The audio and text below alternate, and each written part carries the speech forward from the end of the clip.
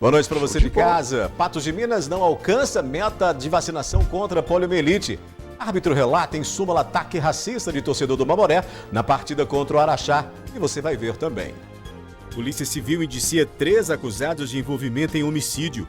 Homem que matou ex e mais 3 pessoas em igreja em Paracatu em maio de 2019 é condenado a mais de 50 anos de prisão. Grand Prix de inovação será realizado pelo Unipan no sábado. Cicobi Credicopa leva projeto de concurso cultural a estudantes de Patos de Minas. Produção mineira é indicada ao Oscar 2023. Setembro Vermelho alerta para a conscientização sobre as doenças do coração. A importância histórica de Minas no bicentenário da independência do Brasil. Sem vencer a 2 rodadas, Mamoré foca na sequência da 2ª divisão do Mineiro. E qual a situação das candidaturas patenses para deputado estadual e federal no TSE? Tudo isso e ainda mais aqui no NTV News, que começa agora.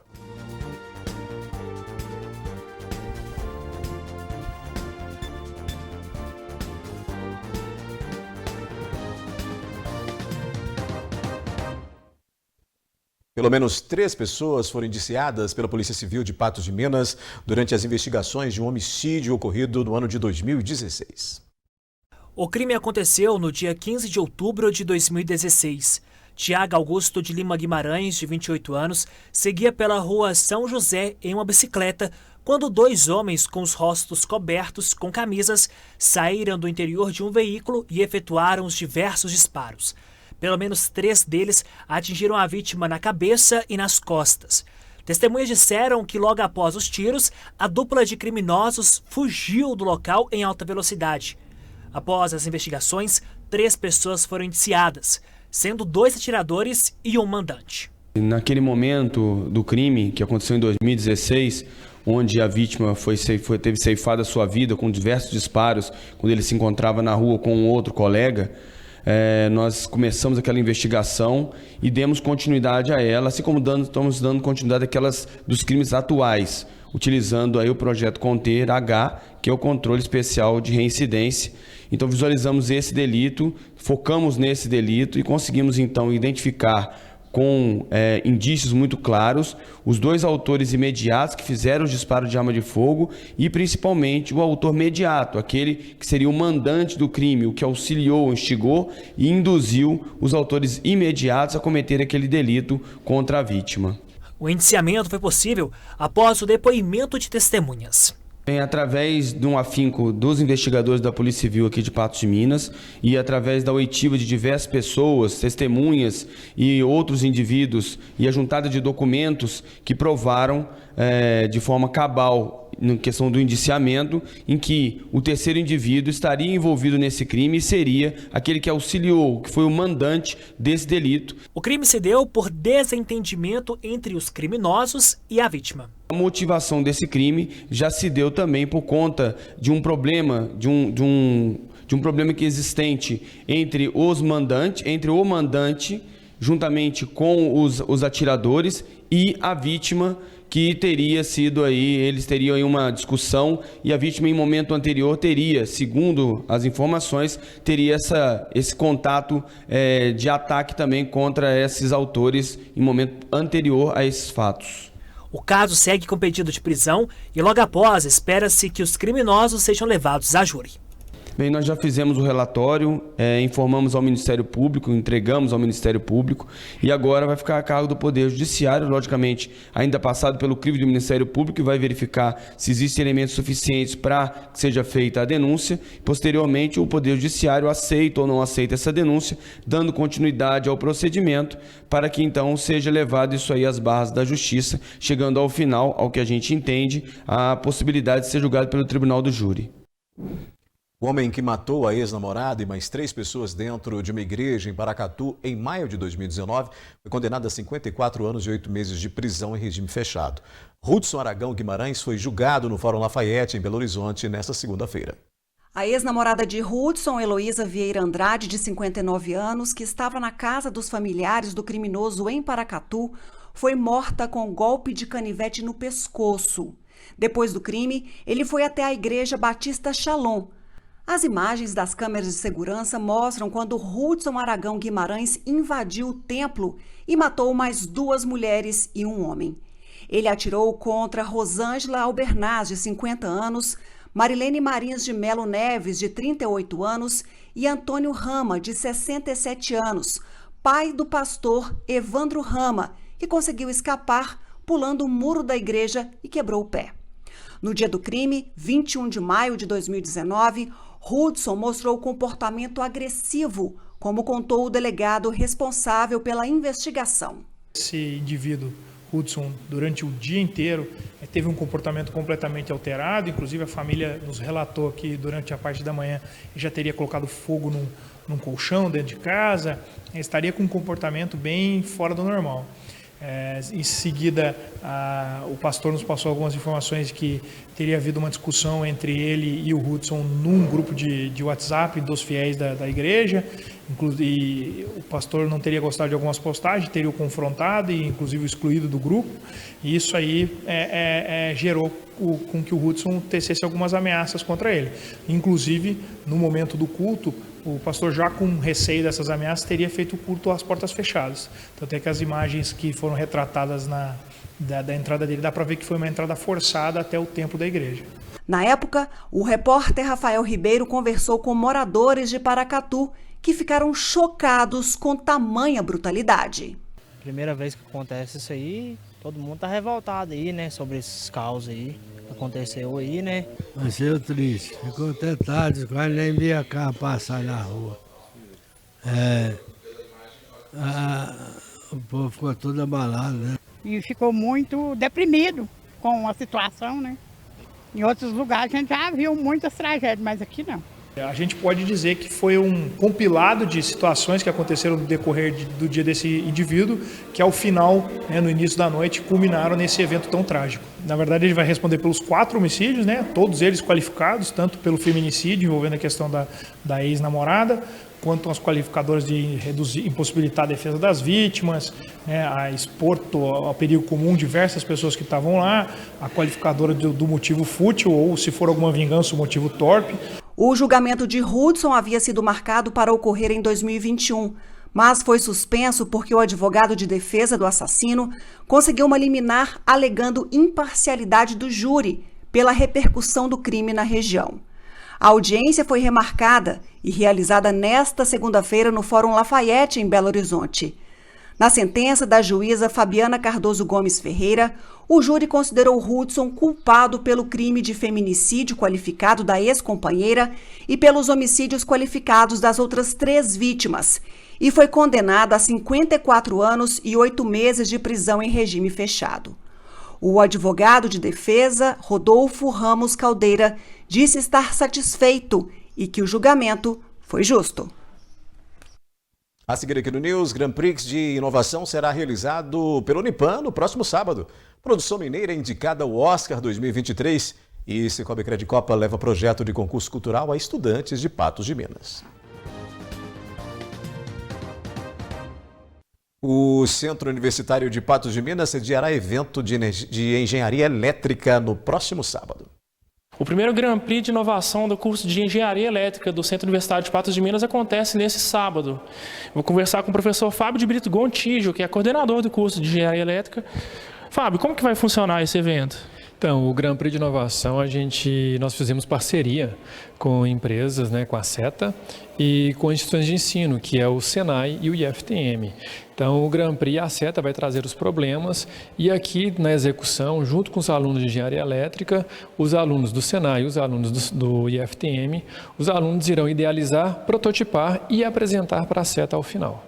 E além dessas 3 instituições de ensino, as pessoas de fora também podem participar? Sim, o evento, lembrando, é aberto, gratuito.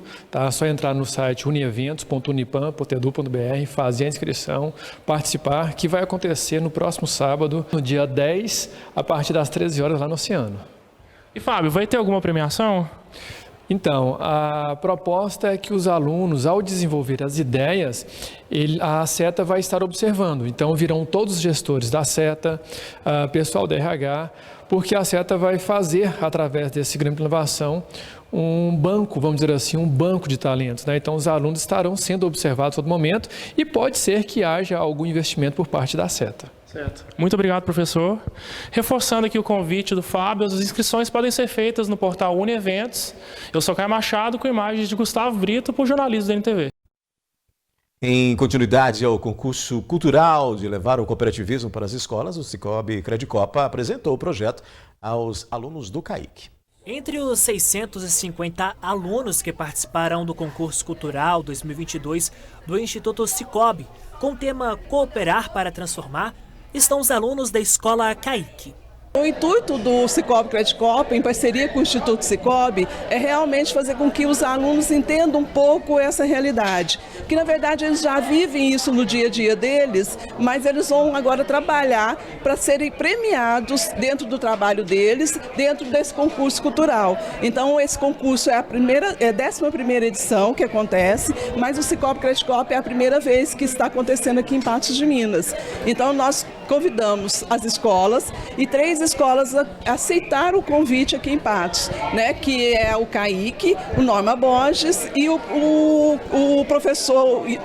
Fonseca Rodrigues, né? São 650 alunos que estarão participando do concurso e eles têm até o dia 30 de setembro para desenvolver os trabalhos agora nas escolas, para entregar os trabalhos selecionados para o Sicoob, né, para a Credicopa. A Credicopa vai selecionar 3 trabalhos de cada categoria e esses trabalhos serão levados para o regional, para o Instituto Sicoob, para ser selecionados no Instituto Sicoob. Então, tem vários prêmios, tanto para os alunos como para os professores. Para Marina Santos, diretora da escola, uma oportunidade para os alunos, além de aliar práticas do ensino curricular, a cultura cooperativista somará para os estudantes. Eu vejo esse projeto como um ganho muito grande para a nossa escola. Primeiro, né, eu me sinto privilegiada da nossa escola, dos nossos alunos poder estar participando desse evento. Uma vez que, além de ser, né, uma coisa assim, bem significativa para a nossa escola, os meninos também têm a oportunidade de desenvolver a leitura, a escrita, a produção de texto, diante de vários gêneros, né, literários. Javison está empolgado e quer garantir um dos prêmios. É oportunidade de emprego e tudo mais, né? E essa palestra pode dar, Sicoob, principalmente, né? É empresa, uma das grandes empresas, né? Daqui de Patos, né? Além da premiação que tem aqui, vai ter depois, né? Tá empolgado em participar? Muito, muito. Vai se dedicar? Vou, claro, sempre. Vai trazer esse prêmio pro CAIC? Vou. O filme Marte 1, do mineiro Gabriel Martins, foi escolhido para representar o Brasil na categoria Melhor Filme Internacional no Oscar 2023. A decisão foi anunciada ontem pela Academia Brasileira de Cinema e Artes. A escolha do filme mineiro para representar o Brasil na maior premiação da indústria cinematográfica foi feita por uma comissão indicada pela Academia Brasileira de Cinema. O júri contou com 19 profissionais do mercado audiovisual nacional, dentre cineastas, atores, produtores e críticos. Além da qualidade narrativa e técnica, a escolha de Marte 1 levou em conta o enredo, que retrata bem a realidade brasileira. O drama acompanha questões pessoais de uma família negra da periferia de Contagem, em Minas Gerais, que busca seguir seus sonhos logo após o resultado das eleições de 2018. Meu sonho é vir astrofísico e participar de uma missão Marte 1. Nós, seres humanos, vamos tentar colonizar Marte. O longa é dirigido por Gabriel Martins e foi selecionado a partir de um edital afirmativo, voltado para realizadores negros. A gente fez esse filme com muito amor, é um filme que vem da periferia de Contagem para o mundo, um filme de um diretor negro com uma família negra, e que está desafiando as estatísticas ao se colocar no mundo de maneira tão aberta, de peito aberto, emocionando muito os públicos assim onde o filme está passando. A gente está em cartaz ainda nos cinemas de várias cidades do Brasil. Realmente pensar que um projeto nascido ali na humildade, na quebrada, está aí chegando para alçar voos mais altos. É uma campanha que começa agora, vai durar aí até o final do ano, para a gente tentar ver se aí consegue essa vaguinha e alçar voos ainda mais altos, que vão ser muito importantes não só para o nosso filme, mas para o cinema brasileiro como um todo. Mostrar que a nossa arte é importante, mostrar que tem gente no Brasil fazendo arte e cultura, respirando e lutando aí por um mundo mais justo e mais afetivo, né? Marte 1 já foi premiado em Gramado e agora representa o Brasil na corrida pelo Oscar 2023 de melhor filme internacional. A cerimônia está prevista para 12 de março. Torcer, né? Depois do intervalo aqui no News, a importância histórica de Minas no bicentenário da independência do Brasil. Setembro Vermelho alerta para a conscientização sobre as doenças do coração.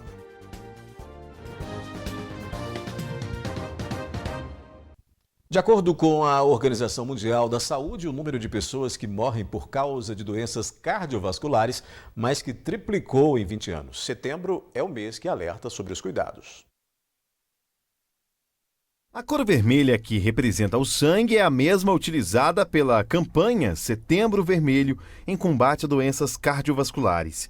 Em quase 20 anos, as mortes por doenças desse tipo mais que triplicaram, passando de 2 para 9 milhões, segundo as estimativas globais de saúde, publicadas em dezembro de 2020 pela Organização Mundial de Saúde, OMS. Se você acessar o cardiômetro, que é um aplicativo da Sociedade Brasileira de Cardiologia na internet, você verá que perdemos, em média, 1.100 pessoas dia por doenças cardiovasculares. São 46 por hora. Uma pessoa morre a cada 90 minutos. Pessoas com patologias, sejam elas crônicas ou não, têm mais risco de entrar na estatística de mortos por questões ligadas ao coração. Precisamos falar dos fatores de risco, que são principalmente a hipertensão arterial, o tabagismo, o aumento do colesterol, o diabetes, a história familiar, o sedentarismo, a obesidade, o estresse. Então, quantos mais destes fatores de risco nós tivermos, maior a probabilidade de termos doenças cardiovasculares. De acordo com essa nutricionista, o combate a doenças cardiovasculares começa na alimentação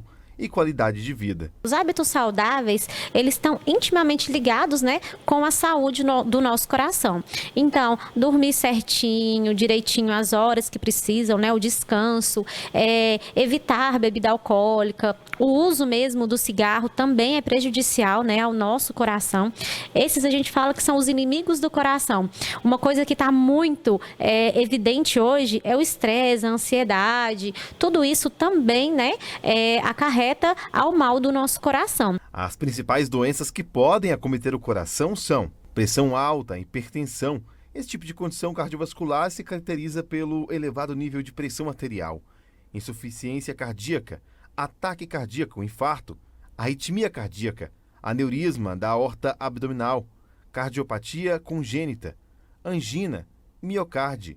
Muitas dessas doenças podem levar à morte em segundos, caso não haja socorro imediato. A lesão miocárdica, a lesão no coração, pode trazer consequências muito grandes, que a principal delas é a insuficiência cardíaca, que é um enfraquecimento global do coração.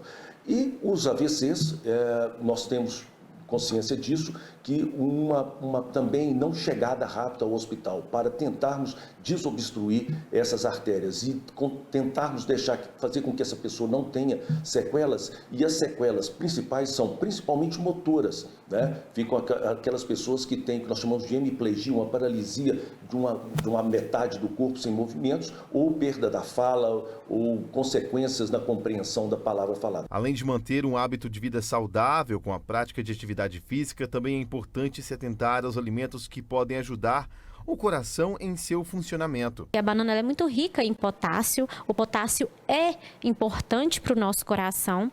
Nós temos também os vegetais, os folhosos, principalmente verde escuro, o brócolis. Nós temos a uva, que muita gente fala, tomar uma taça de vinho por dia faz muito bem para o coração, mas a uva também, o consumo da uva também é muito interessante, né? Os alimentos integrais, as farinhas integrais, a aveia, esses alimentos também são muito bons, tá?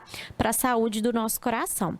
Dentre outros alimentos, nós temos também as oleaginosas, as nozes, tudo isso traz uma qualidade de vida melhor para o coração. Nós precisamos começar a prevenir as doenças cardiovasculares, eu diria que na puericultura. Logo que a criança nasce, nós conscientizarmos as mães e os pais, a família, de que a alimentação, a atividade física, os bons costumes de saúde podem, lá no futuro, após os 40 anos, estarmos sim prevenindo que essas doenças ocorram nessa criança que está começando a vida agora.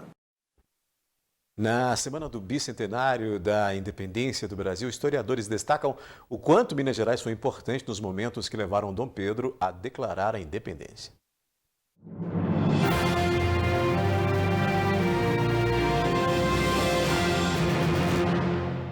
Em 1821, pressionado pelos portugueses, Dom João retornou ao seu país, mas deixou aqui o filho Pedro.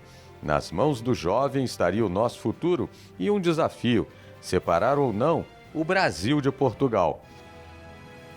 O processo de independência do Brasil foi longo e conflituoso. Teve origem nas muitas revoltas que ocorreram durante o período do Brasil colônia até o final do século XVIII. Como a Inconfidência Mineira, que aconteceu aqui na antiga Vila Rica, hoje Ouro Preto, em 1789, quando parte da elite formada por intelectuais, religiosos, fazendeiros e militares se rebelou contra a cobrança de altos impostos feita pela coroa portuguesa. Em 1822, passados praticamente 30 anos após o enforcamento do Tiradentes, Vila Rica, já com o ciclo do ouro em decadência, voltava a respirar ventos de liberdade. É isso mesmo, o então príncipe regente escolheu Minas para fazer uma viagem em busca do apoio que precisava para concretizar meses depois o que seria o brado retumbante. Fez questão de mergulhar na história dos mineiros antes de decretar seu ato de soberania. Um dos cenários dessa visita foi o Palácio de Cachoeira do Campo. Nós estamos num lugar privilegiado para fazer essa relação, né? Esse lugar é o antigo Palácio dos Governadores de Cachoeira do Campo e grande parte da Inconfidência Mineira se desenrola aqui. A Inconfidência Mineira ela foi um primeiro movimento que a gente pode chamar movimento nativista, né? Um movimento que pensou pela primeira vez de forma clara no Brasil a independência de uma região, pelo menos do Brasil, porque não era o Brasil todo, era Minas, São Paulo e Rio de Janeiro. Esse movimento, como todo mundo sabe, não dá certo, há a denúncia, né, do movimento, o movimento fracassa, a denúncia inclusive acontece aqui, e o movimento acaba, mas as ideias não, as ideias vão continuar. E isso vai acabar lançando as bases ideológicas, mais ou menos 30 anos depois, para o Dom Pedro I proclamar a independência. Não à toa, antes da independência, ele vem aqui em Ouro Preto, né? Ele se hospeda aqui nesse palácio que a gente está. É por isso que esse lugar é privilegiado, porque ele faz a junção desses antigos inconfidentes com o próprio Dom Pedro I e a coroa portuguesa. Ele fica hospedado aqui e nas vezes que ele visita o Centro Histórico de Ouro Preto, especialmente numa visita que ele faz ao Teatro Municipal, ele é ovacionado.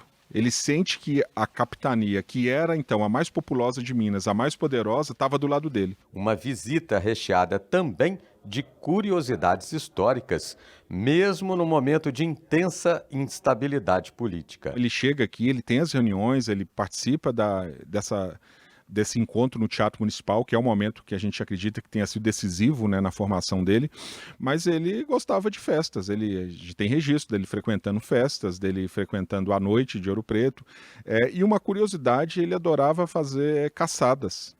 E ele estando no Palácio de Cachoeira do Campo, ele fica aqui há algum tempo, ele se apaixonou pela caça aos preás, que é um bichinho típico aqui dessa região, hoje quase extinto por causa justamente da caça, e ele ficava caçando aqui com um amigo que ele faz aqui, um homem chamado Manuel Murta. Esse Manuel Murta, muitos anos depois, ele vai receber o pai de Dom Pedro I, o filho de Dom Pedro I, Dom Pedro II, quando ele visita Cachoeira do Campo. E é justamente o Manuel Murta que conta essa história da caça aos preás para o Dom Pedro II e fala para o Dom Pedro II que ele estava sentado na mesma cadeira que o pai dele fazia as refeições aqui nesse palácio, o que deixa o Dom Pedro II muito emocionado. Ele escreve isso no diário dele, ele fala: "Sentei na mesma cadeira que meu pai assentou". Para marcar a data, foi inaugurada em Ouro Preto, bem na Praça Tiradentes, a exposição Já Raiou a Liberdade, uma viagem pela história nesses 200 anos da independência. Uma história que precisa ser repensada. Eu acho que nós estamos ainda em busca de liberdade, de democracia, da república e da paz. Nós não podemos nos esquecer que a proclamação da independência não trouxe liberdade para milhares e milhares de brasileiros que estavam escravizados, africanos e afrodescendentes. Viviam no Brasil e até 1888 estavam submetidos ao regime da escravidão. Isso não é independência. Então a independência começou parcialmente vamos dizer assim, em 1822. Por esse paradoxo da história, o príncipe herdeiro do trono português faz o Brasil ser independente e logo depois ainda deixa o seu filho, Pedro II, para ser o futuro imperador do país. Nós precisamos de uma cultura de paz no Brasil, nós precisamos de liberdade no Brasil, liberdade na forma ampla da pessoa humana ser o que ela é, e um país também ser o que ele é, e ser mais humano.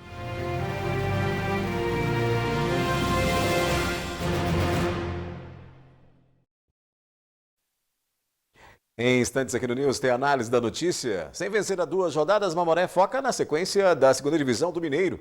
Árbitro relata em súmula ataque racista de torcedor na partida contra o Araxá em Patos de Minas.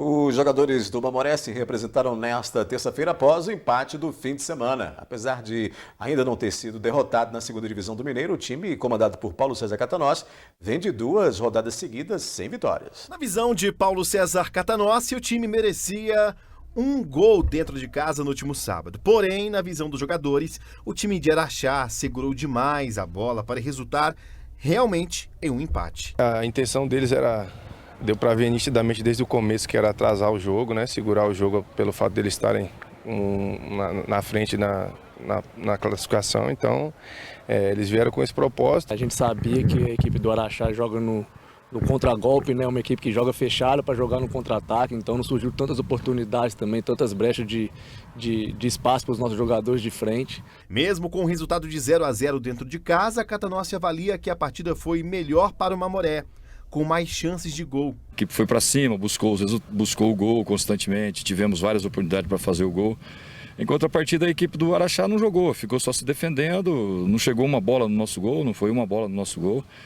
E a equipe mereceu o resultado positivo, porque teve uma posse de bola maior, teve triangulação no jogo, inverteu o jogo de um lado para o outro constantemente, criou várias situações para fazer o gol.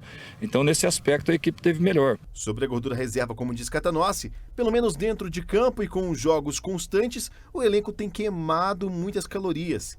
Nessa terça-feira, o treino foi tático e com muita movimentação dentro de campo. Afinal, o time terá um novo desafio no sábado contra o Nacional de Uberaba. Nós estamos, assim, 99,9% classificado para outra fase, né? O que vai definir nessas duas últimas rodadas é a colocação, ou vai ficar em primeiro ou vai ficar em quarto, né? Então essas 2 últimas rodadas servem para isso. Agora, a partir do momento que o Mamoré entra numa fase decisiva, ele entra já credenciado a acesso, é um time que tem tradição, é um gigante adormecido aqui em Minas Gerais. Com 11 pontos na tabela e na vice-liderança do campeonato, perdendo apenas para o Araxá, que está com 13 pontos, o técnico Paulo César Catanossi diz que não é o momento para se comemorar nada. E os jogadores também estão humildes com relação a esse assunto. Por aqui, o foco é no treino pesado para que o resultado dos próximos jogos, inclusive do próximo sábado contra o Nacional, seja positivo. Nós não ganhamos nada, nós não conquistamos nada, nós conquistamos até o momento 11 pontos, não nos dá o direito de comemorar absolutamente nada. É nós treinarmos o dia a dia, né, manter o equilíbrio principalmente, equilíbrio, continuar com a intensidade do treinamento, eles comprometidos com o trabalho, para que a gente concretize, né? Mas nada de extraordinário, nada de anormal, né? Para não criar uma expectativa onde não existe. A realidade nossa é o dia a dia, jogo a jogo, a gente está buscando. Eles vão vir com uma proposta diferente do que o Araxá veio, com uma proposta de jogar, de pressionar mais. E claro, a gente tem que sempre estar atento para poder efetuar as defesas e estar atento para a gente não tomar o gol. A gente começa falando de futebol aqui na Análise da Notícia, comigo Gui Boaventura. Boa noite, Gui. 5 jogos, nenhuma derrota, mas os 2 últimos derrapou aí o Mamoré com 2 empates, inclusive diante do líder, briga direta ali. Muito próximo aí dessa classificação para poder passar para a próxima fase, mas é preciso ficar muito atento na evolução desse time para que ele não comece a sofrer nas próximas rodadas, né?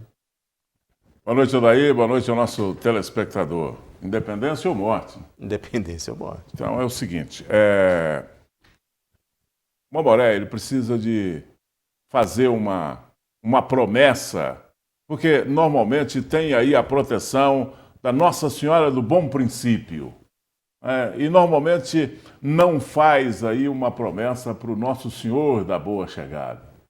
Arranca muito bem no campeonato, isso acontece normalmente com muitos times, arranca muito bem no campeonato, do meio para frente, de uma fase, do meio para frente do campeonato, ele começa a derrapar, começa a ter resultados negativos. O Mamoré está muito bem, nós estamos falando isso aqui, mas o Mamoré está muito bem, vai muito bem, obrigado, né?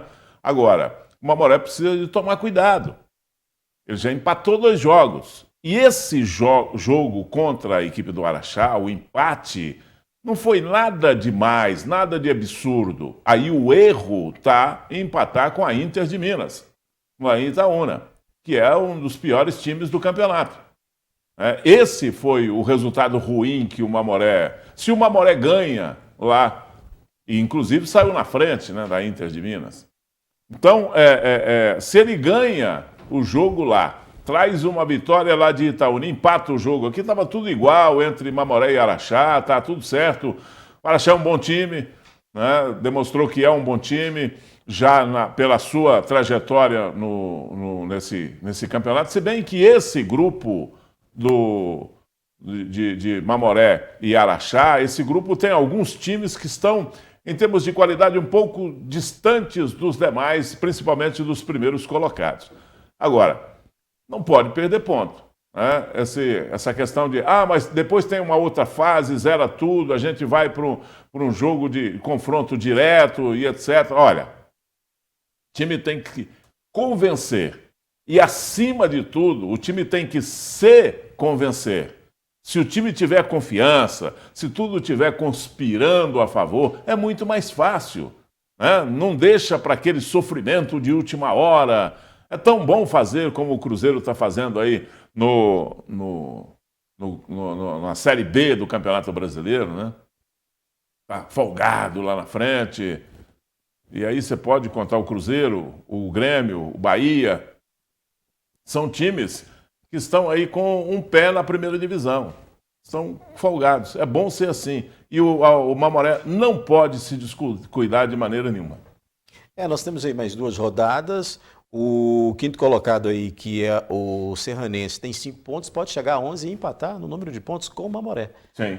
Ou seja, numa matemática louca que existe, que o futebol proporciona, não pode deixar que isso aconteça, para cair quarto e ficar aí perigando. Né? O futebol é essa famosa caixinha de surpresa, porque é em cima do imponderável, né? Sim. Às vezes um time que está aí na ponta, é um time que tá ganhando de todo mundo, perde para um time que é o último colocado, principalmente se for um clássico, e se for um clássico regional, por exemplo. Não é fácil. Então o Mamoré tem que tomar cuidado, foco o tempo todo, né? Porque ele só vai poder comemorar realmente, o técnico, o Catanossi disse muito bem aí, só vai poder comemorar quando ganhar a classificação. Esse é o objetivo, esse é o foco, esse tem que ser o foco. E não pode perder ponto. Agora, não pode perder ponto, mas tem que convencer também, porque convencendo a torcida, se convence. Se um time convencido que entra em campo, com a certeza do trabalho que tem que realizar, é muito difícil de ser batido. E a motivação maior para o acesso é que o rival principal está no módulo 2. Vamos encontrar. Teríamos aí clássico, né? Vamos encontrar. E aí, o bom do futebol é isso aí, né? É o clássico, é a rivalidade. Isso é que é extremamente importante. Isso faz com que os 2 times da cidade vivam, né? É o clássico. Vamos continuar falando de futebol, mas aí de um assunto que não é muito agradável, porque árbitros relataram, em suma, pelo menos 2 casos de racismo ocorridos em partidas pela 2ª Divisão do Mineiro. Uma delas realizada em Patos de Minas, nesse fim de semana, justamente entre Mamoré e Araxá. A partida válida pela 5ª rodada do Grupo C no estádio Bernardo Rubinger de Queiroz foi interrompida aos 46 minutos do primeiro tempo, quando o goleiro do Araxá, Matheus Emiliano, relatou ao árbitro ter sofrido injúria racial vinda da torcida do Mamoré. O jogador afirmou que foi chamado de macaco. Houve princípio de confusão entre os torcedores dos 2 times, mas os ânimos foram contidos com a chegada da polícia militar.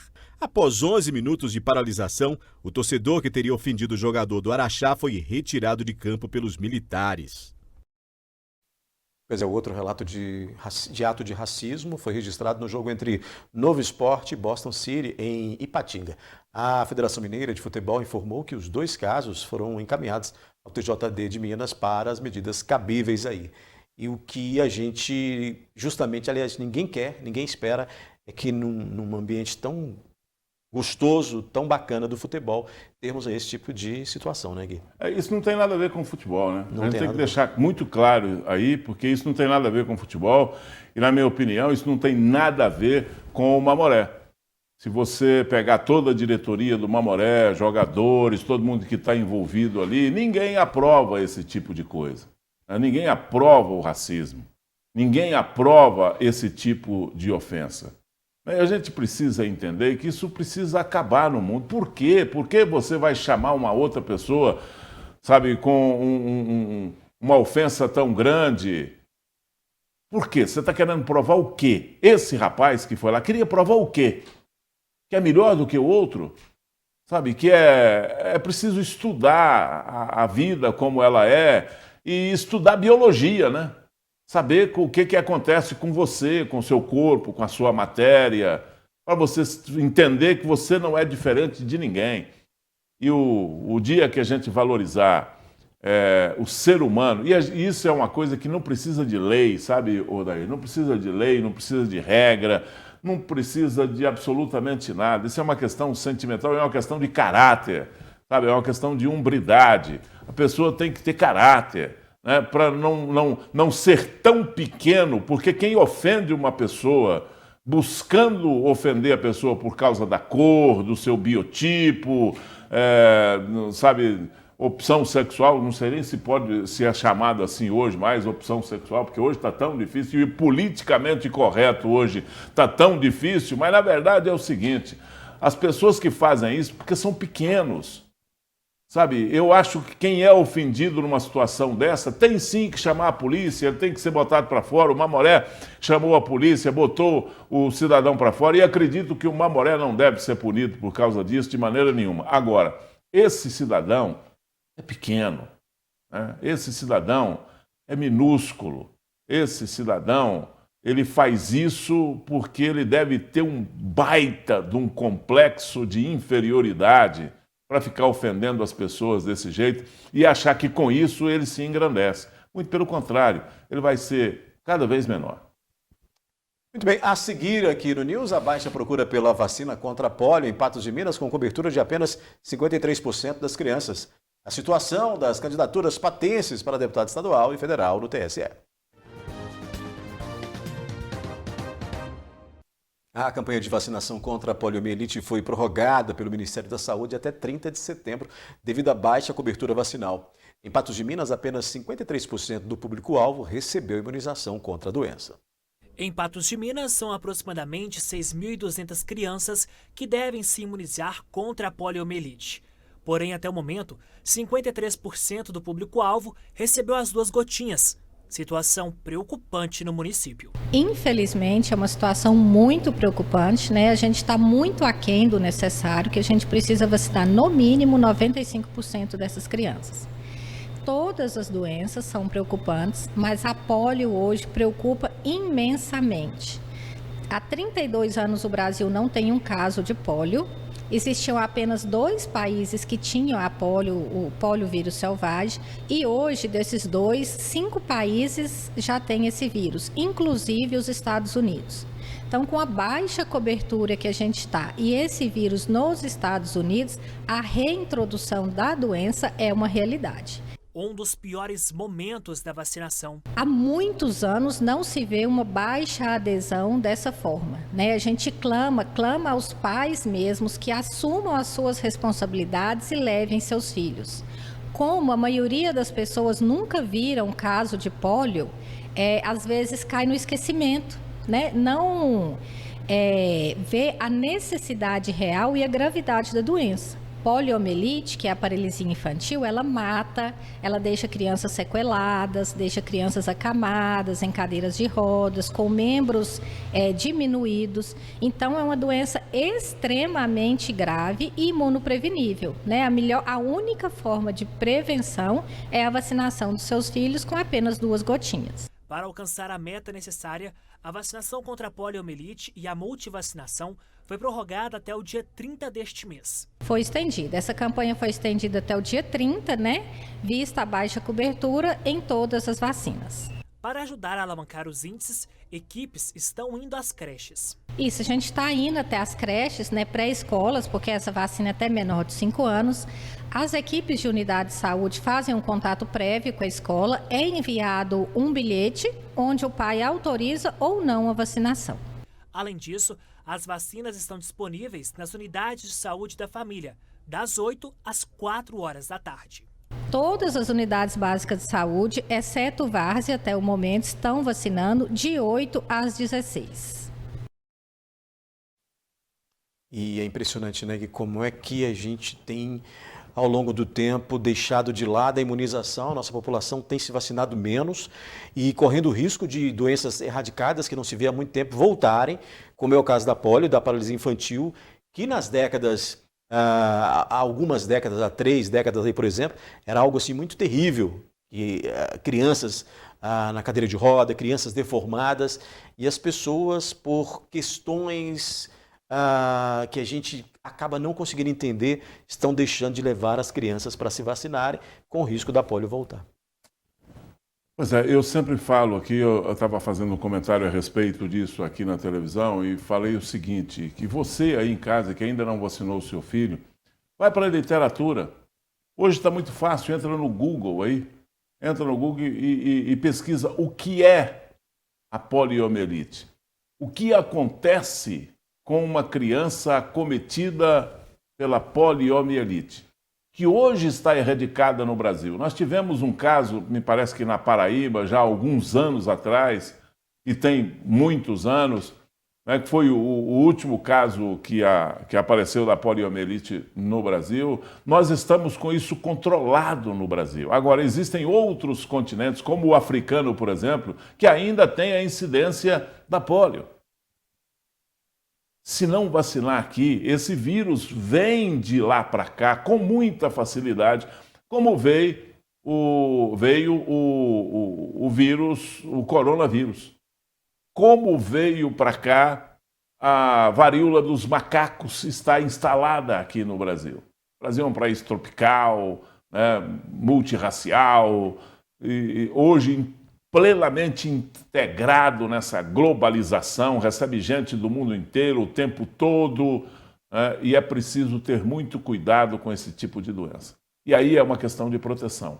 E essa é uma vacina, sabe, que qualquer outra vacina que surgiu ontem, você pode contestar, mas essa da polio, ninguém pode contestar absolutamente, Porque isso começou a vacinar o brasileiro, final da década de 60, que foi essa vacinação mais contundente, com a década de 70, e não tinha que ter autorização dos pais, chegava na escola, o pessoal do Ministério da Saúde chegava lá e a meninada fazia fila no corredor, levantava o braço e aquela coisa de pressão, e a gotinha na língua e pronto, sabe? Não tinha essa conversa. E nós erradicamos a poliomielite no Brasil. Só que ela pode voltar. E você não sabe qual é o prejuízo, não só para você, tendo um caso na sua família aqui no Brasil, o que esse país vai gastar de investimento para cercar o aparecimento do vírus de novo aqui entre a gente, ou da doença aqui entre a gente. É um negócio assim absurdo. É impensável isso acontecer numa nação que tem um povo que está com uma doença plenamente controlada, com o seu povo protegido, e relaxar para que isso possa acontecer de novo. É de se lamentar. Agora, é bom lembrar, viu, Odair, que nós temos aí 47% a média da vacinação no Brasil, a meta é 95% da população. Nós estamos com uma média de 47% de vacinados no Brasil. A vacinação, essa campanha terminaria na próxima sexta-feira, dia 9 de setembro, foi prorrogada até o dia 30 e queira Deus E os homens deste país, homens e mulheres deste país, que todas as crianças sejam vacinadas contra essa doença terrível que não tem cura e que não pode aparecer de novo entre nós. Muito bem. O jornalismo da NTV segue acompanhando a situação dos candidatos de Patos de Minas para deputado estadual e federal, conforme dados divulgados pelo TSE. Até agora, das 18 candidaturas, 5 aguardam julgamento.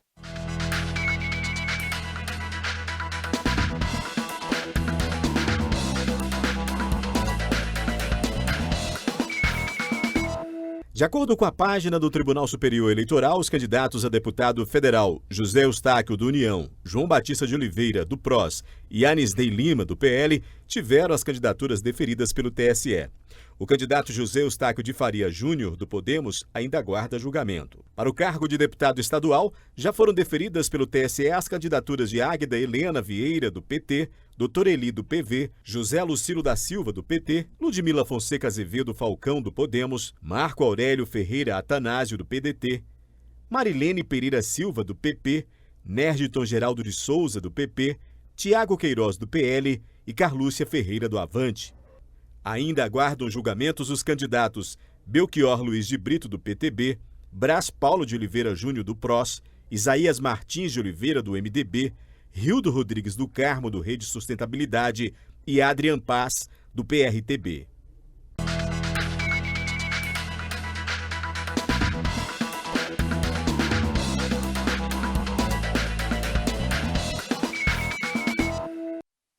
A gente segue acompanhando, né, nos canais do TSE, toda essa movimentação dessas candidaturas. Prazo aí está esgotadíssimo, mas a gente vai olhando, né, como é que vai sendo as movimentações e até porque está em decorrência aí esse aguardo de prazos. Terminando aqui o News e também a análise, amanhã a gente se encontra novamente, Gui. Um abraço para você, Odair, um abraço ao nosso telespectador. Boa noite. Boa noite para você e até amanhã.